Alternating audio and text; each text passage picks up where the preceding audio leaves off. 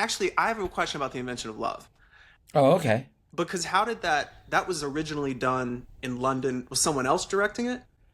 Richard Eyre, Okay. done in the little theater, in the little in the what I can't. It was been called many different things now. It was their little theater in the Round, Hmm. and then I think they moved it. They did. They moved it to the West End, but the productions had nothing to do with each other. They were unbelievably different. Different. Yeah. And Uh, so uh, when you get a piece like that coming over, right? And they say, "Hey, you're the guy here." How do you treat what they did there versus what you're doing here? I mean, you said they're nothing alike, so obviously it wasn't like you had to I, adhere to it, but I mean, Richard Eyre is a dear friend of mine and a brilliant director, and he mhm. ran the national. He was the artistic director at the time, Yeah. and a good friend of Tom's too. I have to say this carefully because I love him and I revere him, but I didn't understand the play at all. Yeah. It was done in the Round. It was John Wood, the late John Wood, who was maybe the greatest interpreter of Tom's work as a writer. I mean, Mm. Tom sort of wrote for him. I think he did. I think there are two or three plays they did together, and John Wood was virtuoso. Yeah. It was a very cerebral, very thick uh, Oxfordian text about A. E. Housman, the poet, Mhm. who was a sort of repressed homosexual gentleman at a time that was dangerous in England and against the law, and it was very difficult. And he was in love with this beautiful man, uh, Jackson. The names just go anyway. Sorry. Character doesn't matter. Yeah. Very very extraordinary play and very rich, and there's Latin in it, and there's all sorts of stuff.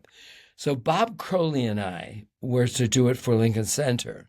We Mm. had a great success with Stockard Channing and Hapgood originally, which Yeah. was my introduction to Lincoln Center and my introduction to Tom. Right. And so this comes along, and we were both baffled, absolutely baffled. I think I saw it twice I saw it at the National, and then I saw it in the West End, and I went to sleep both times. Uh, Yeah. so Yeah. heavy, so heavy. Yeah. And Bob and I did a very interesting thing. We knew there were different styles. Are you sure you want to talk about this? Because I mean, there's a lot of we there's can. other stuff to talk about. I'm Well, here doing this play in London, I and know. Well, here's I what I have so wanted to. much I want to talk to you about. Okay. Well, look, we can talk about everything. We can go longer if we need to. The reason I'm curious about the invention of love a little bit was literally just because of this idea of because I actually wanted to ask you a question in this episode, really, of getting your opinion on something, which is when you feel like you're stepping into your own voice, how did that work? And the reason I kind of brought up the invention of love is because I guess, and I want to get his name right, Richard Eyre, right? It's like you revered this man, Oh yeah, yet you had to sort of step on his toes in order to Stefan create your is. well, not step on his toes, but I mean you didn't I understand the play, right? It's like uh-uh. you have this person that you look up to, right? They make something, you don't get it. You're going to get the opportunity to do it. How do you negotiate this idea of being authentic, stepping into what you actually do, and also being the person that can, because obviously, you won a Tony Award for it. And it's funny because you're this person that a lot of times, and this is one of the reasons why I, feel connected to you and I'm so fascinated by you. You're this person that has been revered for Charlie and the Chocolate Factory and is also revered for the invention of love, right? It's like Yeah. that's not something people normally do. They're on opposite ends of the spectrum. How the Hmm. Grinch Stole Christmas and Hapgood, Hmm. they're not on the same bill very often. You know what I mean? And so like I'm just Shocked. right, right. Well, yeah, shocked all the way down to, whatever else you've done. And it's just interesting to me to know how you thought about in doing it your way with someone that you look up to and with someone that you revere. I didn't do anything with Richard Eyre. Right. I saw his production and couldn't quite fathom it, and it was a successful show. Yeah. I mean, it was not a bomb. Right. I mean, it transferred. It had a respectable run. So Yeah. I was in, clearly, it was my loss. Yeah. But Crowley, whom I love and revere, and who's Yeah. really smart, didn't understand it either. And we had the most extraordinary day. We decided that we knew that the scenes, some of them were satire, some of them were realistic, some of them were intellectual. I don't know. They were like different styles. And so we had Post-its in different colors. And we sat together like you and I are doing now, and we read the play aloud in my apartment in New York to each other. And at the end we'd say, okay, that's a sort of satire, isn't it? And then we put a blue tag on it. Then we do to the next one. We'd say, well, that's sort of realistic. Don't you think that's real? Yeah, that's white. And we let everything have its head. Instead of saying, we need to demand how to do this, we let the play out. And then Crowley started. Who does your music? Just so people know, he does. Bob Crowley is a scenic designer and often costume designer. Yeah.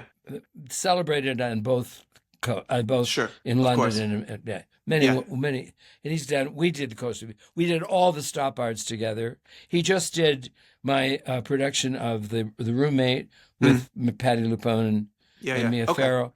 Okay, great. So you guys are working together. You're letting the play talk to you. And you just froze, which made me scared. You're just frozen now. No, you're not. How about now? I'm back. Better, Okay. it's better. Okay, thank you. Scared. Amazing. Ooh, Don't don't worry. freeze. So anyway, so then he came up with this magical, gorgeous design that was outrageous. It was there were gigantic, sort of classical heads in marble that the characters sat on and didn't even know. Yeah. There was a tiny image at one scene of Parliament, a little tiny one. And they were like big giant. It was just adorable. It was wonderful.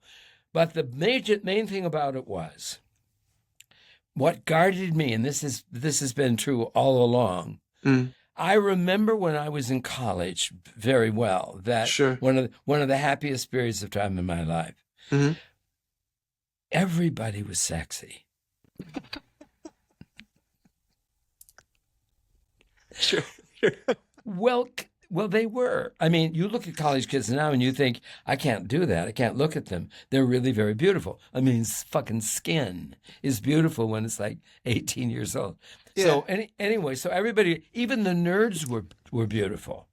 But you have to understand. Hold on, that should actually be every college's tagline to get people to come. Even the nerds are beautiful. Jack O'Brien. Right. Yeah. Okay. But the deal was that I remembered we were away from home from the first time. And really what we were doing at 18, 19, 20, 21, we were like birds sort of showing each other feathers for the first time. Sure. We were away from home and relating to each other. And so there was a big, high, hot sexual climate. And I've always believed that has to be on the stage in everything I try to do. It's very influential. What do you mean? Tell me about it. Well, what do you mean? That's what you kept telling me about Safe Space when we were working on it. You're like, there needs to be sex in there. And I'm like, no, it's about identity politics. And you're like, where's the sex? I think it's always about sex. Yeah.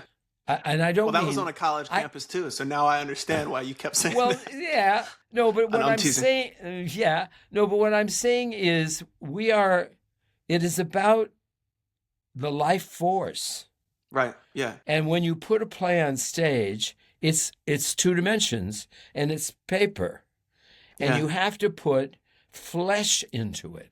Right. And this is and then we'll be done with this for a minute because there are a couple other things I want to talk about. Well, let's get it. Yeah. But Tom Stoppard, God love him, is one of the most compellingly attractive human beings Hmm. I have ever known in my life. Hmm. He is so attractive to women. Women are, and he doesn't actually do that. He doesn't trade on that. Never did. Right. We had to talk about it at one time when he said a woman on a plane was hitting on him, and the stewardess knew and he didn't know, because he doesn't really think that way. But he is he's attractive to everybody. He's a very sensual voice. He has a gorgeous face. He had all that hair, all that intellectual stuff. I'm looking at Tom and I'm thinking, this is one of the most appealing people I will ever know in my life. But when you look at the pieces, the plays, they're deeply intellectual. So shouldn't I put the other thing in there? Yeah. And that's, I think, my job, because I'll never be as smart as he is. Yeah. I don't even understand. I mean, he's very patient with me when we work. He spoon-fed quantum physics into me, so that he really did. So that, in fact, for like 6 months, I sort of understood it. Oh, there it goes. You know, Yeah. I mean, I can't retain that shit. Yeah. You know. Yeah. Anyway, so that was a life-changing thing for me with that.